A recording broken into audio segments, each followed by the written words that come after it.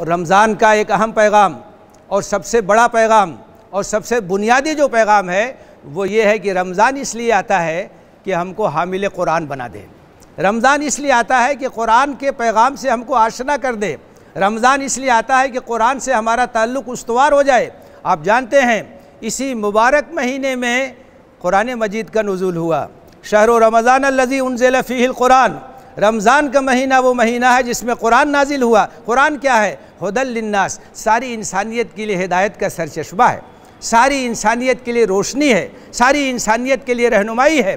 और इस कुरान के अंदर हिदायत की वाज़ेह निशानियाँ हैं, हक़ और बातिल को एक दूसरे से अलग करने के वाज़ेह दलाइल हैं।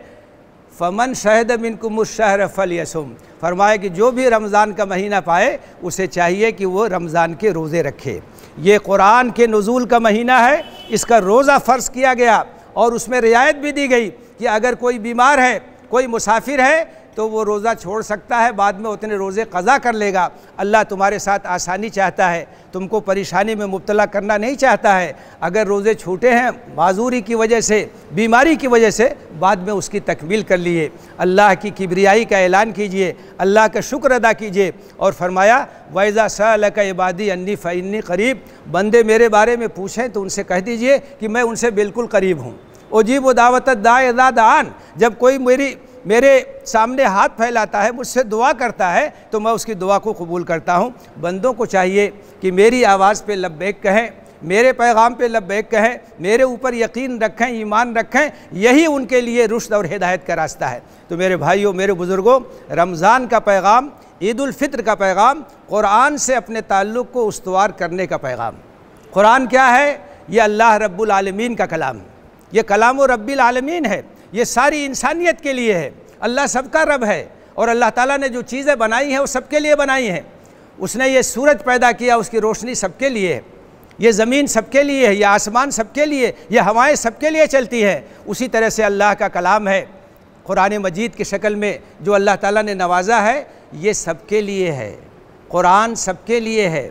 जनाब मुहम्मदुर रसूलुल्लाह सल्लल्लाहु अलैहि वसल्लम सारी इंसानियत के लिए रहमत बना करके भेजे गए, रहमतुल लिल आलमीन बन कर के आए। उनका पैगाम सबके लिए है, उनकी नबूवत सबके लिए है, उनकी रिसालत सबके लिए है। रमज़ान ये पैगाम देता है कि मुसलमानों उठो, कुरान से अपने रिश्ते को मजबूत करो, कुरान को अपनी ज़िंदगी में उतारो, कुरान को अपने किरदार के सांचे में ढालो।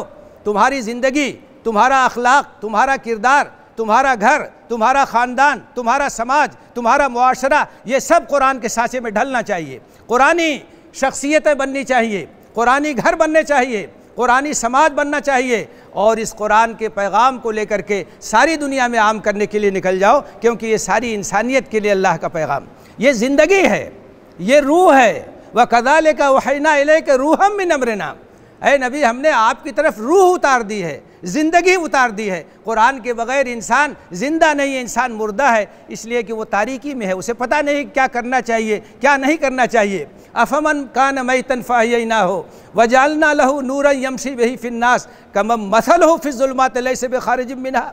ज़रा बताओ कि वो आदमी जो मुर्दा था, हमने उसको ज़िंदा कर दिया और उसके हाथ में एक रोशनी दे दी जिसको लेकर वो लोगों के दरमियान चलता है। क्या उसकी मिसाल उस जैसी हो सकती है जो तारीकियों में भटक रहा है और उससे निकलने का रास्ता नहीं पाता? कुरान के बग़ैर इंसान ज़िंदा नहीं है, मुर्दा है। कुरान के बग़ैर इंसान अंधेरे में है, तारीकी में है। कुरान उसे बताता है क्या करना है, क्या नहीं करना है, इंसानियत का मकाम क्या है, तुम्हारी ज़िम्मेदारी क्या है, इस कायनात का खालिक क्या है, कौन है, और इस कायनात में तुम्हारी ज़िम्मेदारी क्या है। ये सब बातें कुरान मजीद के ज़रिए से मालूम होती हैं।